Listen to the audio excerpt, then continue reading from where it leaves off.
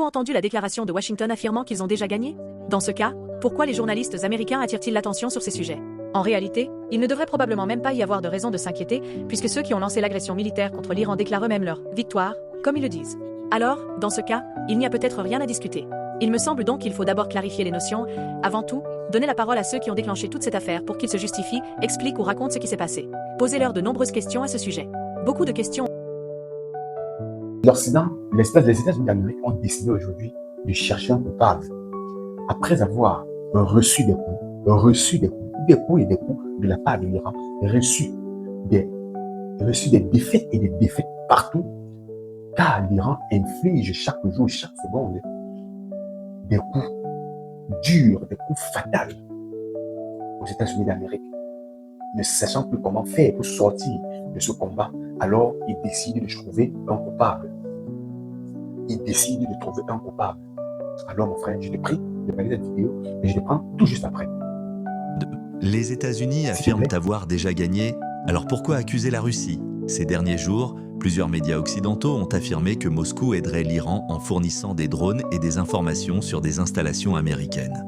Mais la réponse venue de Russie par la voix de Maria Zakharova est pour le moins inattendue. Elle renverse complètement le récit dominant et pose une question simple mais redoutable. Si Washington prétend déjà avoir remporté la victoire, pourquoi cherche-t-il encore des coupables? Dans cette vidéo, vous allez entendre la question du journaliste, la réponse sans détour de Zakharova et une analyse détaillée qui pourrait complètement changer votre... Maria Vladimirovna, bonsoir. Nous avons une question concernant l'Iran. Récemment, le Wall Street Journal a rapporté que la Russie aiderait l'Iran avec des drones et des informations de renseignement, notamment des images satellites d'installations américaines au Moyen-Orient. Comment commentez-vous ces affirmations? Vous savez, je pourrais commenter cela de la manière suivante. Votre question ne prouve peut-être pas tant ces accusations qu'elle soulève plutôt une autre question. Avez-vous entendu la déclaration de Washington affirmant qu'ils ont déjà gagné? Dans ce cas, pourquoi les journalistes américains attirent-ils l'attention sur ces sujets? En réalité, il ne devrait probablement même pas y avoir de raison de s'inquiéter, puisque ceux qui ont lancé l'agression militaire contre l'Iran déclarent eux-mêmes leur victoire, comme ils le disent. Alors, dans ce cas, il n'y a peut-être rien à discuter. Il me semble donc qu'il faut d'abord clarifier les notions. Avant tout, donner la parole à ceux qui ont déclenché toute cette affaire pour qu'ils se justifient, expliquent ou racontent ce qui s'est passé. Posez-leur de nombreuses questions à ce sujet. Beaucoup de questions ont déjà été posées, mais nous voyons quelles réponses sont données. Je viens d'ailleurs de vous en citer une. Tout doit commencer non pas par la Russie, que l'on accuse constamment de quelque chose, et qui devient immédiatement le coupable dès que quelque chose ne se passe pas comme prévu. On ressort alors du tiroir ce qu'on appelle le facteur russophobe. Non, il faut agir autrement. Il faut se concentrer entièrement sur les causes profondes et poser des questions à ceux qui ont commencé cette action agressive. Et seulement ensuite, après avoir obtenu de la vérité et une discussion complète sur ce sujet, on pourra passer à la recherche d'autres prétendus coupables. S'il vous plaît, on nous a déjà accusés tellement de fois d'être responsables de la hausse des prix du gaz et du pétrole en Europe. Pourtant, nous leur avons proposé de conclure des contrats à long terme. Rappelez-vous ce que disait le président de la Fédération de Russie lors de forums internationaux, lors d'innombrables conférences de presse, et dans ses interviews en répondant à ces questions. Il soulignait que ce sont précisément les contrats à long terme qui peuvent garantir que les fluctuations du marché mondial ou certains problèmes n'affectent pas le développement stable des pays qui dépendent des ressources énergétiques importées. Et puis soudain, premièrement, ils se sont eux-mêmes interdits d'acheter nos ressources énergétiques. Et deuxièmement, ils ont accusé la Russie d'en être responsable. Alors quoi? Est-ce la même chose ici?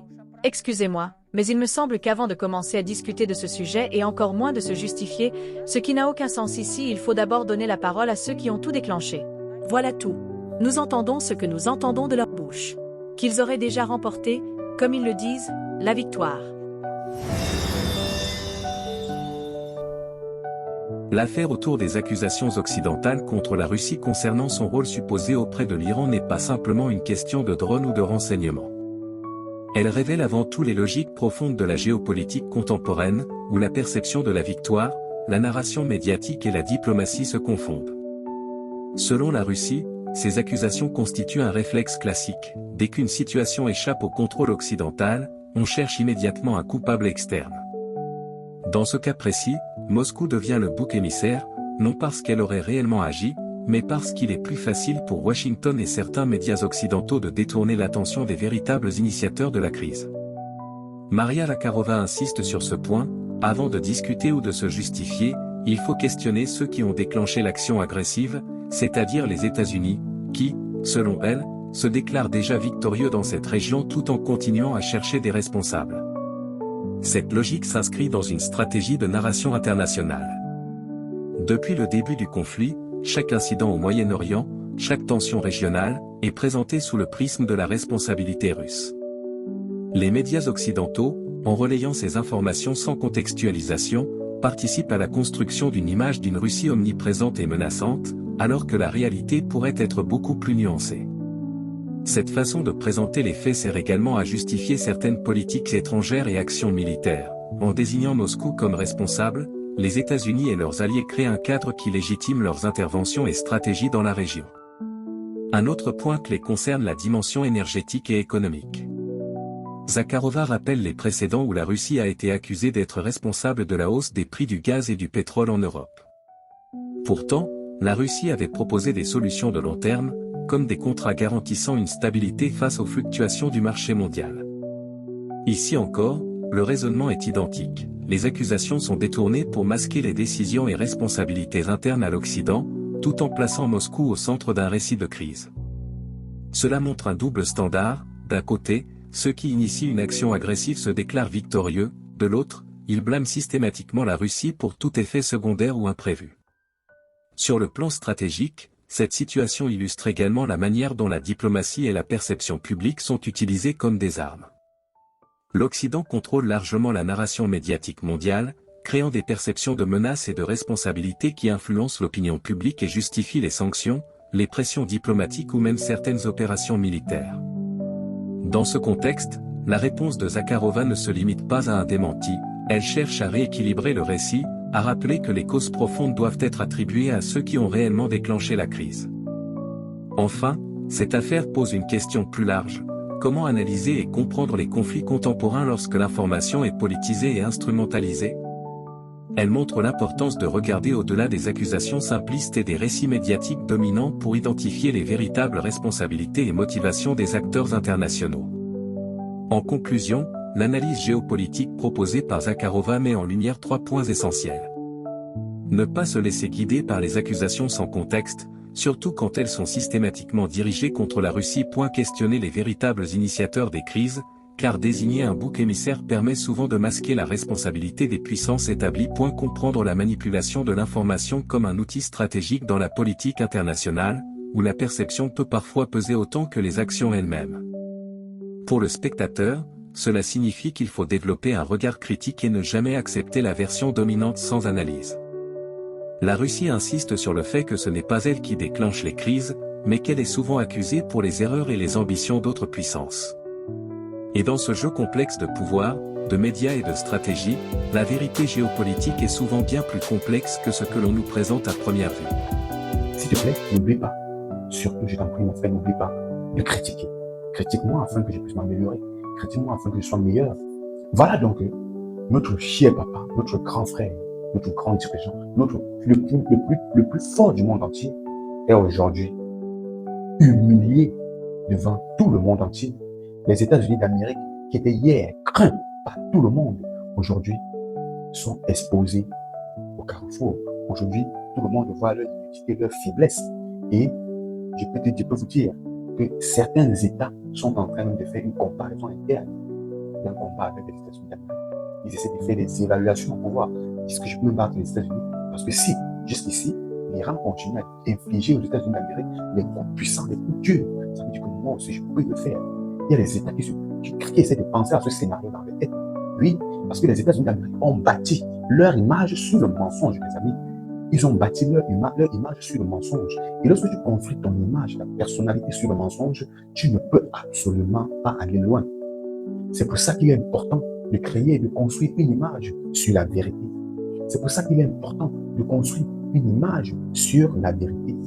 Construis ton image dans ta propre vie sur la vérité, mon frère. Parce que le jour que quand tu commences à mentir, le jour qu'on découvre que tu as menti, que tu mentais depuis le départ, c'est le jour-là que tout le respect, toute la considération qu'on avait pour toi disparaît. Aujourd'hui, les États-Unis d'Amérique accusent la Fédération de Russie de fournir des armes, d'aider les Iraniens C'est normal. En tant qu'allié, tu dois aider celui avec qui tu es allié. En tant qu'allié, tu dois soutenir ton copain. En tant qu'allié, tu dois tendre la main. Mais puisque les États-Unis, eux, ils ont pour habitude de trahir toujours leurs alliés, ils se rendent compte aujourd'hui que la Fédération de Russie ne trahit pas ses alliés. Ils décident de rester aux côtés de ses alliés jusqu'au bout. Et comme ils restent toujours aux côtés de ses alliés jusqu'au bout, qu'est-ce qui va se passer ici? Il faut donc qu'on le diabolise. Il faut donc qu'on le traite de mauvais. Il faut donc qu'on montre aux yeux de tout le monde entier que non, il est mauvais. Parce qu'il suit le régime de ceux-là qui tuent. Aujourd'hui, l'Iran est considéré comme un régime criminel. Qui est criminel en réalité? Qui est criminel? Les États-Unis d'Amérique soutiennent l'Ukraine dans le conflit russo-ukrainien. Mais les Russes ne se sont jamais plaints. Pourquoi est-ce qu'aujourd'hui, les États-Unis d'Amérique se plaignent que la Russie est en train d'aider l'Iran? C'est ça la peur, c'est ça la phobie, les amis. Ils savent eux-mêmes qu'ils ne peuvent rien faire. Ils savent eux-mêmes qu'ils sont faibles. Les États-Unis d'Amérique savent qu'ils sont faibles. Ils savent que sur aucun plan, ils n'ont aucune chance de gagner une guerre dans ce monde parce qu'ils n'ont jamais mené de guerre. Pour cela, il faut trouver forcément un coupable. Et le meilleur coupable a toujours été la Russie. Le meilleur coupable a toujours été la Chine. Le meilleur coupable a toujours été la Corée du Nord. Le meilleur coupable a toujours été ceux-là qui ont refusé de se soumettre à leur volonté. C'est ça, l'Occident. C'est ça que l'Occident veut nous montrer. Mon frère, je te remercie d'être arrivé jusqu'ici. De prendre de liker, de commenter et surtout de partager afin que cette vidéo puisse aller loin. Sur ce, je te remercie.